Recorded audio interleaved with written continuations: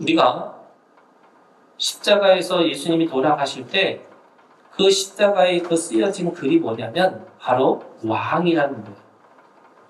근데 그 왕이 뭐냐면 가장 예수님은 도덕적이고 윤리적으로 종교적으로 돌아가신 분이 아니고요. 가장 정치적인 것으로 돌아가신 분이에요. 왜냐면 그 로마의 이 심판을 받으려면 그는 정치범이어야 되는 거예요. 똑같이 유대인들은 이 고난받는 메시아, 여러분 어떻게 하나님이 진리이신 그분이 자기 스스로를 왜 나는 네가 박해하는 예수라고 말씀하셨을까? 영광의 메시아, 그리고 그 6천 명이라고 하는 12영이라고 하는 군대를 끌고 와서 그 모든 악한 무리들을 무찌르시고 또 그래서 자신이 왕이 되시고 그 속에서 누구든지 이제는 그 왕 앞에서 무릎 꿇을 수 있는 그런 예수 그리스도의 메시아로 오셔야 되는데 그는 왜 박해받는 예수라고 이렇게 고백했을까? 그들은 자신의 종교적 지위와 권위를 그 메시아의 상에다가 집어넣어서 누가 오른쪽에 누가 왼쪽에 앉을 건가 그거를 꿈꾸고 있는 거죠. 그들은 하나님의 나라를 꿈꾸는 게 있는 게 아니라 지금 이곳에서 혁명을 통해서 또 다른 자신이 원하는 나라를 만들기를 원했다는 거예요. 그래서 하나님의 나라가 그들의 관심이 아니라요. 자신의 욕망과 욕심을 채우는 이 이스라엘의 제국을 꿈꾸고 있는 거죠. 그 안에 고집과 회개하지 않는 마음이라고 하는 거예요.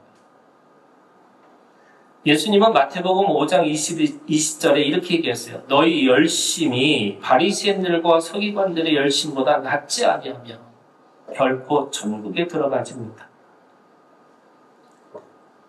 우리가 바리새인들과 서기관들의 열심, 제가 쭉 열거했잖아요, 여러분. 일주일에 2번씩 금식했어요. 소득의 11조를 반드시 지켰어요. 안식일을 목숨 걸고 지켰던 사람들이에요. 하루에 3번 이상 기도했던 사람이고요. 정결 예식을 하고요. 율법 교육을 하고 연구를 하고 반드시 시간을 내서 봉사를 했던 사람들이에요. 근데 예수님이 뭐라고 말씀하시냐면 이들의 열심보다 낫지 아니하면 결코 천국에 들어가지 못하리라. 그러면 우리는 더 열심히 해야 되는 건가요? 여러분 그 열심이 여러분 우리한테 있어요? 제가 이제 생각하는 미래 교회는 이런 것 같아요. 52주 매주 나오는 것도 힘든 거예요. 네. 그래서 이제는 아마도 크리스마스 때, 부활절 때 아마 그때만 나오는 사람들이 더 많아질 수 있을 거예요. 일주일에 한 번 나오는 것도 힘든데 어떻게 이 사람들처럼 이런 종교적 열심을 더 낫지 않으며 저는 이 말씀이 오늘 우리한테 바울의 증언이에요. 자기는 이렇게 살았다는 거예요. 그래서 하나님 앞에서 가장 유대인의 바리새인으로 그렇게 종교적 열심을 가지고 살았는데 바로 예수를 대적하는 자로 나타났다는 거죠. 그 대적의 결과가 뭐예요? 사람을 죽이는 자로 나타나요. 증오하고요. 사람을 증오해요. 사람을 배격해요. 어떤 사람은 안 된다고 얘기하는 거고 네가 어떤 모습을 갖고 있느냐에 따라서 그 사람을 계속해서 저주하고 심판해요. 자기의 종교적 열심이 하나님을 향한 열심이 아니에요. 그러니까 예수님 그 말씀하시는 거죠. 지금 이 말씀은 이 마태복음 5장 20절에 있는 원래의 의미는 이런 거예요. 열심히 해도 안 된다는 거예요. 열심히 해도 안 되는 걸 빨리 깨닫는 게 뭐예요? 지혜예요. 그래서 오늘 우리가 누구보다도 열심히 뭔가를 했다라는 게 중요한 게 아니고 어떻게 하나님 앞에서 내가 가지고 있는 정체성, 내가 누구인지를 분명하게 알고 있어야 된다. 오늘 바울은 그 얘기를 하는 거예요. 바울이 어떤 자기가 가지고 있는 자기의 정체성이 뭐냐라고 했을 때 지금 바울은 이렇게 얘기하고 있어요. 오늘 말씀의 주제예요. 16절에 일어나 너의 발로 서라. 내가 네게 나타난 것은 곧 네가 나를 본 일과 장차 내가 네게 나타난 일에 너로 종과 증인을 삼으려 함이니. 그러면 오늘 우리가 가지고 있는 이 유대인들의 종교적 열심이 아니라 내가 누구인지를 분명하게 알았는데 바울이 그걸 알았다는 거예요. 근데 누굴 통해서 알았어요? 예수님을 통해서 아는 거예요. 너는 종이고 증인이다. 그 이상도 그 이하도 아닌 거예요. 오늘 우리가 주님 안에서 자기의 정체성 어떻게 알아요? 말씀을 통해서 아는 거예요. 여러분. 내가 누구 집안이, 내가 살았던 어떤 경험이, 내가 가지고 있는 학연이, 지연이, 뭐 이런 게 중요한 게 아니고요. 말씀이 나를 통해서 또는 성경이 우리한테 내가 누구인지를 말하고 있는 것을 보고 있으셔야 돼요. 그게 오늘 우리에게 주시는 말씀이에요. 오늘 바울에게 뭐라 하면 너는 종이고 넌 증인이라고. 근데 종과 증인이라는 걸 어떻게 경험했냐면 지금 바울이 고백하는 거예요. 하늘로부터 해보다 더 밝은 빛이 나왔다. 그러면서 세 가지를 했어요. 어둠에서 빛으로. 그게 오늘 우리가 읽은 16절에 이 18절에 있는 말씀인데 오늘 우리가 읽은 이 18절에 있는 말씀인데요. 여러분 이 18절이 오늘 이 종과 증인의 삶으로 살아가는 사람들의 모습을 그대로 드러나는 게요. 18절에 있는 말씀이에요. 그 눈을 뜨게 하여 어둠에서 빛으로 사단의 권세에서 하나님께로 돌아오게 하고 죄사함과 나를 믿어 거룩하게 된 무리 가운데서 기업을 얻게 하리라. 아멘 여러분. 여러분 오늘 이 말씀이 종과 증인의 삶으로 살아가는 삶의 모습인데 어떻게 하는 거냐? 어둠에서 빛으로 우리를 이동시키셨다는 거예요. 우리가 어둠 가운데 살면 어떻게 돼요 여러분? 몰라요. 어디가 어디인지 모르는 거죠. 그런데 주님이 우리 가운데 오셔서 이제는 빛으로 살게 하셨다는 거예요. 빛으로 살게 했다는 게 뭐냐면 이제 보이는 거예요. 어떤 게 지혜고 어떤 게 명철이고 어떻게 구별되고 어떻게 분별되고 어떻게 성별되어지는지를 알 수 있게 됐다는 거예요. 예수 그리스도 안에서.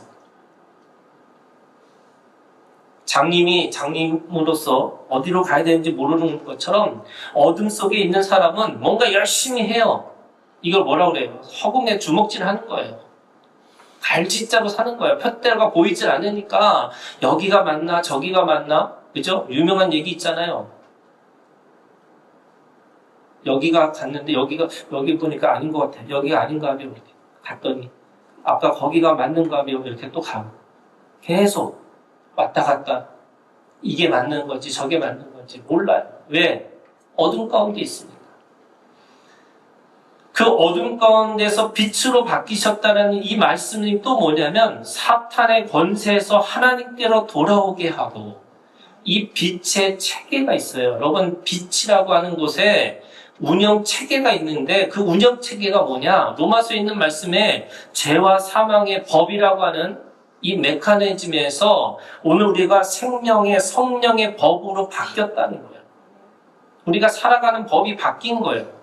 그래서 종교적 열심이 뭐냐면 죄와 사망에서 벗어나기 위해서 끊임없이 그 열심을 하려고 하는 건데 그 열심을 가지고서 안 되는 거예요. 죄와 사망에서 벗어날 수가 없어요. 어떻게 해야 돼요? 예수 그리스도 안에 있으면 우리가 더 이상 죄와 사망의 법에서 살지 않기 때문에 여러분 오늘 우리가 생명과 성령의 법으로 살아갈 수 있는 사람들이 됐다는 거예요. 법이 다 바뀌었어요. 여러분. 옛날의 법은 내가 열심히 하는 건데 이제는 그건 세상의 법이고 죽음의 법이라고 한다면 이제는 이 생명과 성령의 법이라고 하는 것은 뭐의 중심이 있냐면 열심히 하는 게 아니고요. 하나님이 누구고 내가 누구인지를 관계하는 거예요. 왜? 생명이잖아요. 성령이잖아요. 오늘 우리 가운데 성령께서 하시는 일들이 있어요, 여러분. 여러분, 성령이라는 말이 이 요한복음에 있는 말씀에 보면 어떻게 돼 있냐면 헬퍼로 돼 있어요. 대문자 H예요. 헬퍼라고. 우리를 돕는 자도 계신다는 거예요. 그 성령께서 우리를 돕는신데 어떻게 도와주시느냐? 성령이 우리의 연약함을 도우시며 마땅히 기도할 바를 우리가 알지 못할 때 대신 간구해 주신다고 그랬어요. 사람들은 매일매일 가서 하나님을 만나서 기도해야지만 된다고 생각하는데, 아니, 성령께서 우리에게 헬퍼로 오셔서 돕는 자로 오셔가지고 어떻게 하냐면 내가 모자란 그 모든 기도를 주님께서, 성령께서 해주시겠다는 거예요. 그러면 우리가 기도하지 말아야 되는 거냐? 아니, 저는 그렇게 생각하지 않아요. 하나님 앞에서 해야 되는 내 몫이 있는 거예요. 하지만 여러분, 그걸 다 채울 수 있는 게 없어요. 사람의 노력으로, 사람의 열심으로 아무리 정성껏 기도해도요, 여러분 채울 수 없는 게 하나님 앞에 기도해요. 근데 누가 하신다고요? 성령께서. 성령께서 내 기도를 해주세요. 두 번째는 성령이 진리의 영으로 우리를 가르치시고요. 우리를 기억나게 하시고요. 우리를 인도하시겠다는 거예요. 그게 성령이에요. 뿐만 아니라 그 성령께서 오늘 우리에게 성령의 은사를 주셔서 성령의 말씀의 능력을 따라서 살게 하신다는 거예요. 뿐만 아니라 성령의 열매라고 하는 성품의 변화를 우리에게 주시겠다는 거예요. 그러면 오늘 우리가 하나님 앞에서 그 하나님의 말씀과 그 말씀을 가지고 살려고 하는 사람들에게 하나님은 우리에게 뭐라고 말씀하시냐면, 네가 너로서 열심히 살아가는 게 아니라 네가 가지고 있는 정체성 두 가지죠. 종과 증인의 삶으로 살아가는 거예요. 그럼 종의 사명이 있어요, 여러분. 여러분, 종의 사명이라는 건 뭐냐면 주인의 명령에 철저히 복종의 태도와 순종의 행위를 하는 건데, 이 말씀 속에서 저는 이런 걸 느껴요. 여러분, 종이라고 해서 하나님의 말씀하시는 걸 내가 복종하고 순종하는 것인데 그게 뭘까? 저는 두 가지예요. 종의 가지고 있는 태도가 뭐냐면 여러분, 두려워하지 않는 거예요. 여러분, 가나안 땅에 왜 못 들어갔어요? 하나님이 가라고 하실 때 가고 서라고 하면 서는 건데, 가나안 땅에 가라고 하셨는데 왜 못 들어갔어요? 두려움 때문에. 네, 거기에는 거인들이 살아요. 우리는 메뚜기와 같고 그들은 거인이에요. 아무리 생각을 하고 아무리 계산을 해도 계산이 안 나와요. 들어가면 백전백패예요. 싸우면 안 되는 거예요. 그들은 정예의 군인들이고 우리는 그냥 나그네와 같은 군인들이에요. 전쟁이 되겠어요? 그들은 철기 문화를 갖고 있는 거고 우리는 청동기 무기를 갖고 있는 사람들이에요. 되겠어요? 몸집도 무기도 어떤 것도 훈련하는 것도 어떤 것도 비교가 될 수가 없어요. 그런데 하나님 뭐라고 하셨어요? 가나안으로 들어가라고 했잖아요. 그래서 종이 가지고 있는 최고의 태도는 뭐냐, 여러분? 두려워하지 않는 거예요. 그래서 여호수아의 1장에 있는 말씀이 계속 얘기했잖아요. 뭐라고 그래요? 두려워하지 말라. 두려워하지 말라. 내가 너와 함께 할 거라. 하나님이 전쟁하시는 거지 네가 전쟁하는 게 아니라.